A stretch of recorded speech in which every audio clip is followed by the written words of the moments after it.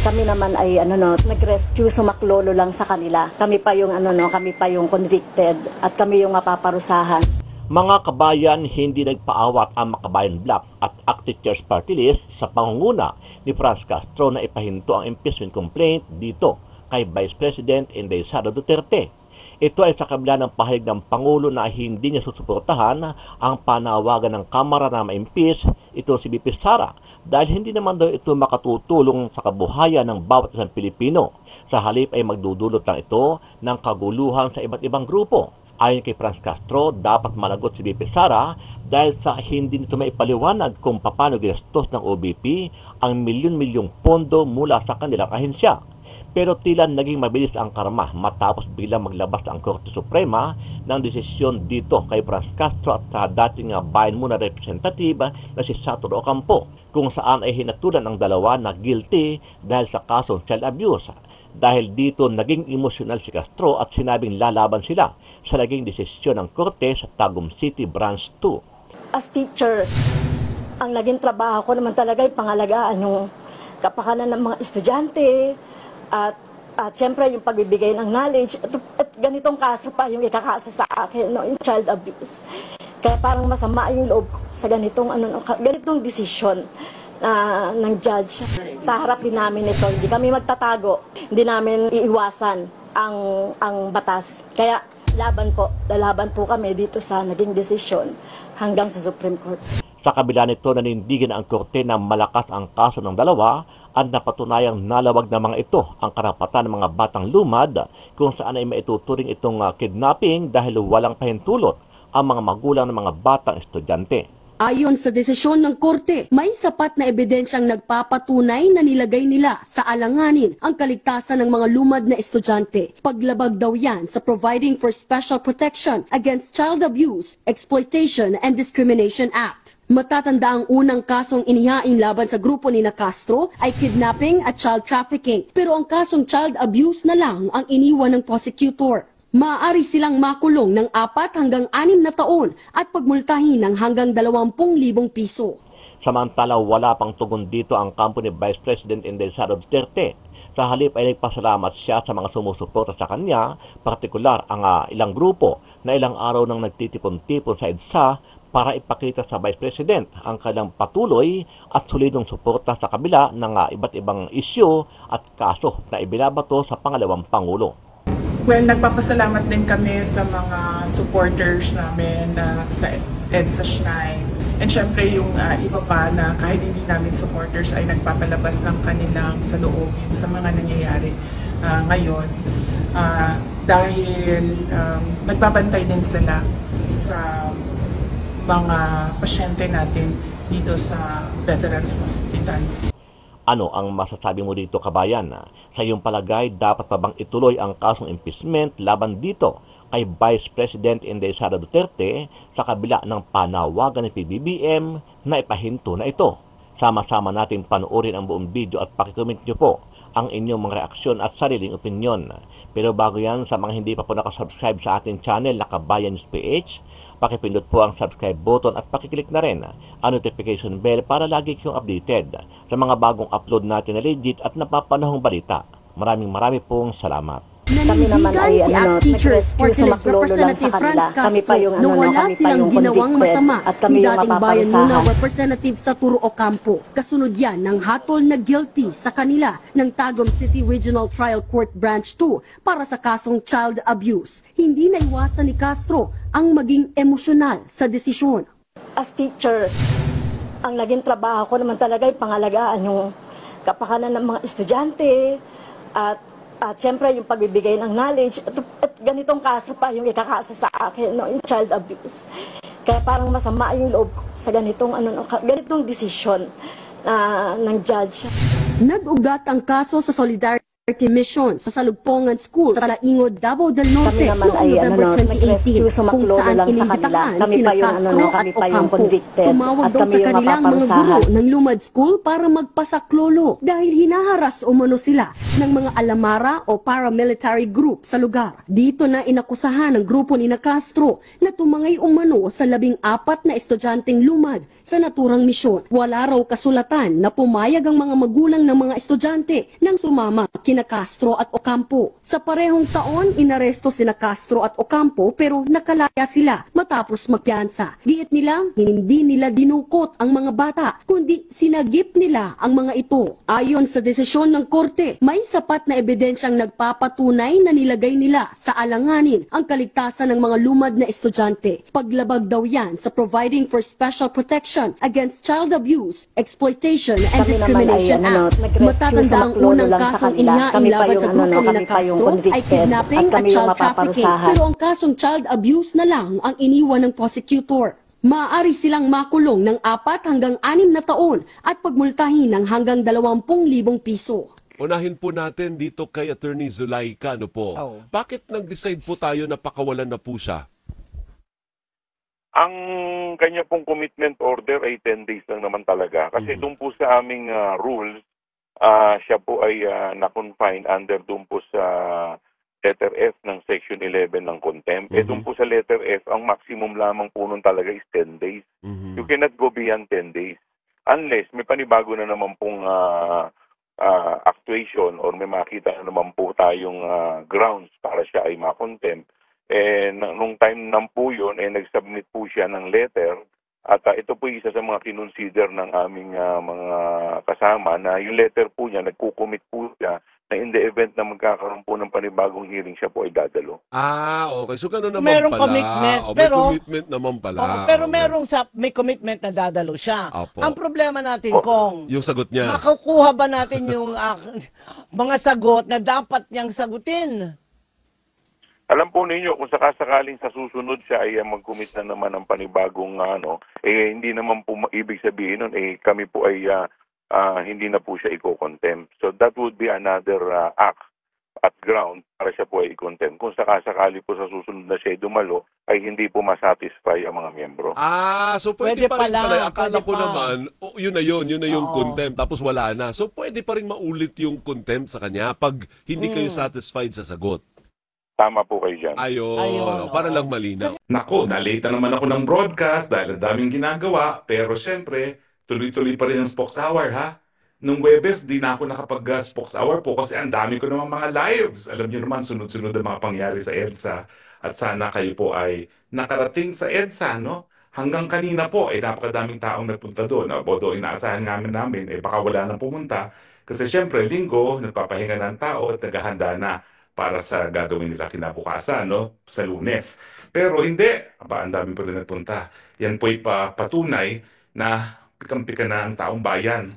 Ayaw na nila na presidente na bangag at ayaw na nila na isang gobyerno na hindi nagbibigay lunas sa problema gaya ng mataas na presyo ng bilihin, mababang sweldo at kakulangan sa trabaho. Hanggang hindi po nagbibigay ng lunas sa mga problema, hanggang mahirap po ang buhay, hanggang hindi umaamin ang presidente, kung siya ay user, patuloy po ang tao na magagalit at patuloy po ang tao na pupunta ng EDSA. Yan po ang katotohanan. So, wag na po tayong magpatumpik-tumpik pa. Diyan po tayo patungo. Magpuhusga po ang taong bayan kung kinakailangan pang manatili sa pwesto ang presidente na wala sa tamang pag-iisip at wala sa posisyon para magbigay ng lunas sa mga problema ng bayan. Pero alam niyo po, bukod sa EDSA, nataranta ako, hindi naman taranta. Hindi ko alam po ano sasabihin ko. Kung natawa ako, kung nagalit ako. Pero nakita niyo yun, ang NBI, sinamon lahat yung mga nagtanong kay BP Sara nung kanyang press briefing nung Sabadong madaling araw. Ito po yung ililipat dapat si Atty. Laika doon sa Correctional for Women. Nagkaroon ng press briefing si Mayor Sara. Una, si Atty. Laika ang umapir, tapos nang hindi nakakayanin ni Atty. Laika, si BP Sara na ang nagsalita. Well, para po dun sa mga sinupi na huwag po kayo matatakot, yan po ay panunupil. Alam niyo naman po, ang gobyerno na maraming tinatago, ang gobyerno na hindi talaga um, nagbibigay lunas sa problema ng taong bayan, nagtatago po saan at paano sa pamamagitan ng pananakot sa taong bayan. Well, wag po kayong mag-alala, no? Nakasaad po sa ating saligang batas ang kalayaan ng malayang pananalita. Wala pong krimen na nangyari doon. Kaya nga po natutuwa naman ako kay Ombudsman na Martires na sinabihan si Undersecretary Jesse Andres, tumigil ka nga, wala namang kaso ako nakikita sa nangyari dyan nung Biyernes at Sabado at Linggo, no? Dahil wala naman talaga, no? Natural lang yun na sa isang pagkakataon na ang magkaibigan, tingin niya inaapi yung isa, tutulungan niya, no? At yung last spokes award ko naman, sinabi ko naman na hindi po yan practice of law dahil ang pagtataguyod sa karapatang pantao, yan po ay advokasya ng lahat ng abogado, no? In fact, pag hindi mo ginawa yan, dapat wala ka na, hindi ka na maging abogado, no? Dahil talagang, kaya ka nga officer of the court, dapat siguraduhin mo, ang karapatan ng tao ay nare-respeto. So, wag ka po kayo mag-alala, yung undue interference, wala po yan. Mananaig po ang kalayaan ng malayang pananalita. Ang ginagawa nila, tinatakot para tumigil na ang taong bayan sa pagpupula sa administrasyon nito. Tinatakot nila ang lahat ng susuporta kay Inday Sara kasi alam nila kahit anong binabato nila kay Inday Sara, number 1 pa rin sa puso at isipan ng taong bayan. Bakit ba sa survey number 1 pa rin siya? Samantalang buong Kongreso wala nang ginagawa ng nakalipas na 3 buwan kundi siraan ng Inday Sara Duterte at ng pamilyang Duterte, di ba? So, ay nako, huwag po kayong magpatakot dyan dahil lang gusto nila kung hindi nila masira si Inday Sara, matakot nila ang mga supporters na Inday Sara. Pero hindi po tayo magpapatakot, ha?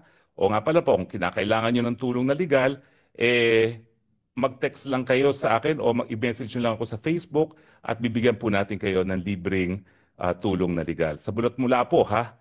34 years na ako nagpa-practice ng law. Sa mulat mula ay talagang tinataguyod ko, lalong-lalo na karapatan ng malayang pananalita. Walang bayad o meron, no?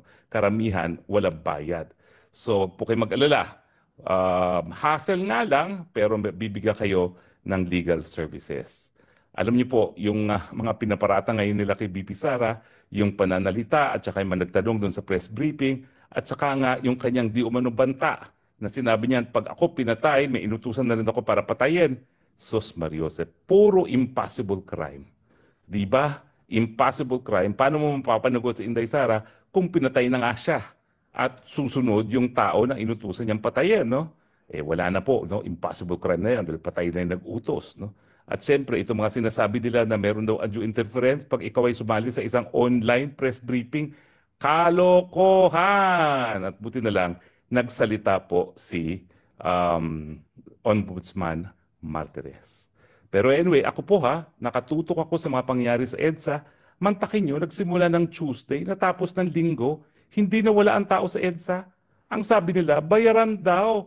Saan naman kukuha ang mga pambayad, ang mga tao na nagtipon-tipon sa EDSA? Wala naman yung mga pork barrel, wala naman yung mga ayuda, wala naman yung mga confidential fund. Yan ay mga maralita, yan ay mga ordinaryong mamamayan. Meron po talaga mga nag-contribute na paunti-unti, mga OFW na feel nilang makasali, pero malayo nga sila, no? Pero magkano lang po yun, no? Well, pag pinagsama-sama, siguro malaki-laki, pero magkano naman yung mga pera na ginastos din para sa pagkain at tubig man lang, no? Gabi-gabi po, hindi bumababa sa 3,000. Ang pinakamarami po yung Biyernes na halos 10,000 na. Dapat po yung Sabado, yan ang pinakamalaki. Kaya lang, sandamokal na pulis ang linagay nila doon sa harapan ng, sa likuran ng EDSA Shrine kung saan nagtitipon-tipon talaga yung mga tao. So nangyari nung Sabado na wala yung kanilang usual assembly point, nagkawatak-watak. Pero madami pa rin pong tao. Bagamat marami rin na na-discourage na kasi yung natakot nga sa napakadaming pulis, no? Ang balita ko, yung isa daw dyan, na tawagin na lang nating Palaka, hay nako, pinagbilid talaga sa PNP, hindi po pwedeng mag-EDSA. Pero ano nangyari? Habang pinipigil, lalong lumaki ang crowd. Alam nyo, bagamat babalik na siguro sa trabaho bukas ang mga ating kababayan, no? Ang katunayan, makasaysayan pa rin ang nangyari mula Tuesday hanggang Sunday. Bakit? Dahil sa kauna-unahang panahon, mula noong 2001, kung kailan napaalis si ERAP ng People Power 2, bumalik ang tao sa EDSA. So, ang mabuting balita, buhay na naman ang EDSA. Ay nako, huwag kayong kampante na hindi pa napatumba ang gobyernong ito, hindi pa nasisante ang gobyernong ito, ha? Dahil tandaan ninyo, ang martial law, September 1972, inimpose. Natanggal ang Marcos, February 1986. Ang kauna-unahang rally, matapos ang martial law, nandun po ako. Ito po'y rally laban sa Education Act of 1988. So mantakin ninyo, ha? 1988 ba yun? Hindi. 1986, no? So 1982, 83 ata yun. Kung hindi ako nagkakamali. Education Act of, hindi, high school ako noon eh. Third year high school ako nyo, 1981 ata yun. Yun ang kauna-unahang rally matapos ma-impose ang martial law. Nandun ako doon. Naka-uniforme pa ako ng high school. Sa UPIS po ako nag-high school, no? Pero doon ko nakita yung isang napakatali kong kaibigan na nahataw, no, ng anti-riot squad. Dati nagbabalay-balay, ngayon matapos nung rally na yon, hindi na siya po pwede magbalay-balay kasi nasira nga yung kanyang likod. At yung kaibigan kong yon, bagamat taga-UP na siya ng mga panahon na yon, ang high school niya, Assumption, Social. Pero talaga namang naig yung kanyang pagmamahal sa bayan at sumapi doon sa kauna-unahang rally ng laban sa Education Act. Yan ko lang dito kayo ng comment regarding po sa sinabi po ni Congressman Jay Congbun po na kung hindi lang daw po kayo maagang nag-ambisyon na mag-presidente, tahimik daw po ang lahat.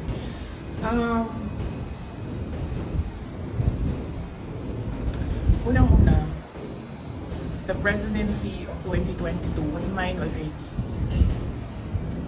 Na nanalo na ako sa surveys, lahat ng tao solid na, united na for my candidacy.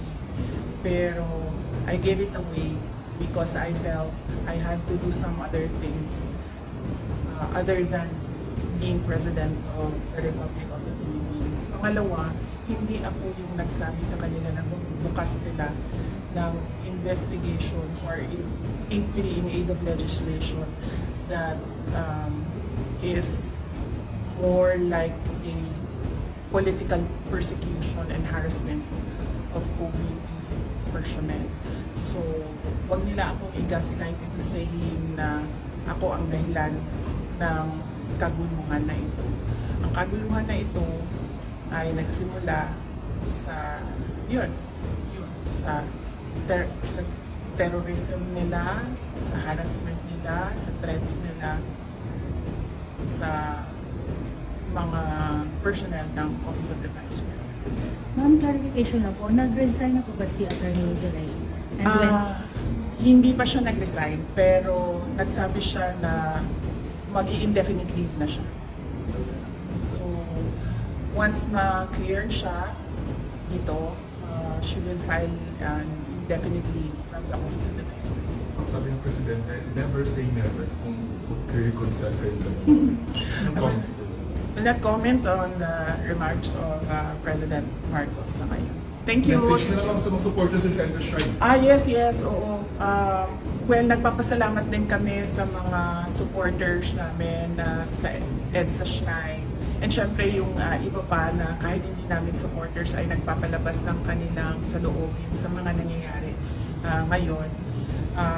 Dahil nagbabantay din sila sa mga pasyente natin dito sa Veterans Hospital. And nagpapasalamat din kami sa mga tao na nasa labas ng Veterans Hospital na nagbantay din sa mga pasyente. Malaking tulong yon sa akin, yung media, yung mga tao na nagbabantay. Si Senator Bato de la Rosa na hindi talaga niya iniwanan yung mga pasyente.